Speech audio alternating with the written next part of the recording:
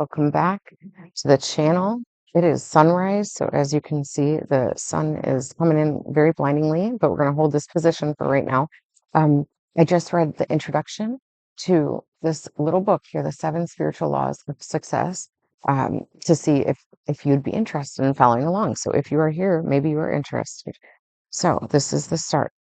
Um, in the beginning, there was neither existence nor non-existence. All this world was unmanifest energy. That's a quote from the Hymn of Creation, the Rig Veda. Number one, the law of pure potentiality. So these are the seven spiritual laws of success. The first spiritual law of success, the law of pure potentiality, says that our essential state is one of pure potentiality. Pure potentiality is pure consciousness.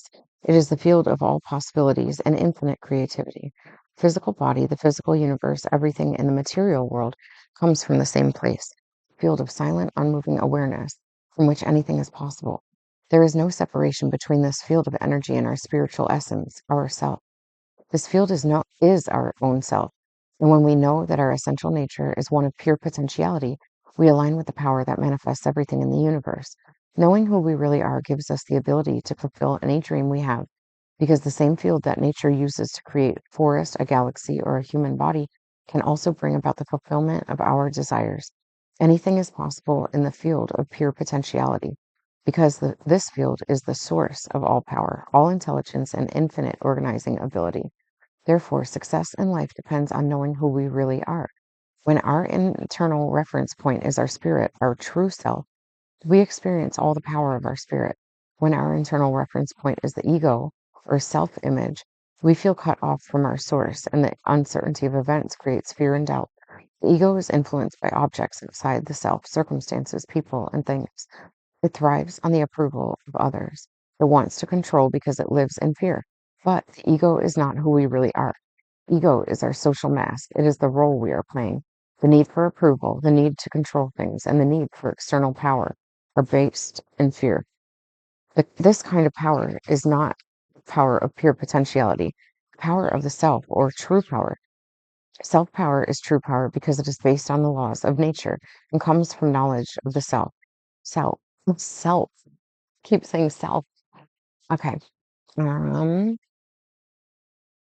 Self power draws things that we want to us. It magnetizes people, situations, and things to support our desires. This support from the laws of nature is the state of grace. When we are in harmony with nature, we create a bond between our own desires and the power to make these desires materialize. How can you experience the law of pure potentiality? One way is through the practice of silence and meditation. This means tuning out the world and taking time to simply be. In the Bible is the expression, be still and know that I am God. Stillness is the first requirement for manifesting your desires, because in stillness you connect with the field of pure awareness and infinite organizing power. Imagine throwing a little stone into a still pond and watching it ripple. That's what you do when you go into silence and introduce your intention. Even the faintest intention ripples across the field of the of universal consciousness. It connects your desire with everything else. This field can orchestrate an infinity of details for you. But if your mind is like a turbulent ocean, you could throw the Empire State Building into it and you wouldn't notice a thing. Practicing non-judgment is another way to experience the law of pure potentiality.